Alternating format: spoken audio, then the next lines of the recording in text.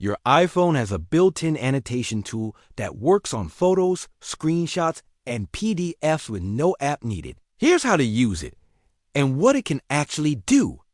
Take a screenshot by pressing the side button and volume up together.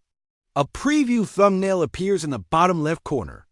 Tap it before it disappears to open the Markup editor. You're now in Markup with your screenshot ready to annotate.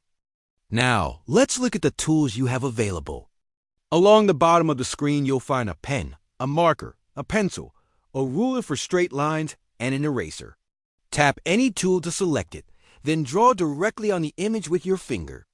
If you want to write text, tap the plus button on the right side. Choose text, then move, resize, and style the text box however you like. Here's one that most people miss: shapes.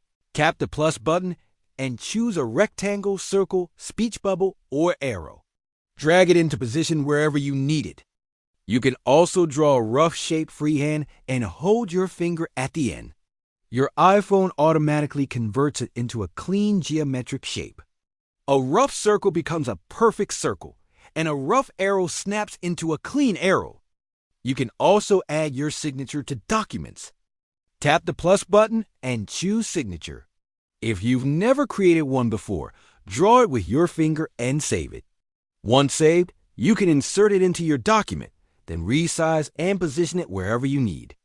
This works with PDFs in the Files app, so you can sign documents directly on your iPhone without printing anything. When you're finished editing, tap the check mark in the top right corner. This opens a menu with options such as Save to Photos, Save to Files, Save to Quick Note, or Delete Screenshot. For screenshots, choose Save to Photos to save the annotated image to your Photos library, or Save to Files if you'd rather keep it in the Files app.c. Markup is one of those tools that saves you a round trip to a laptop once you know how to use it. Subscribe for more iPhone tips.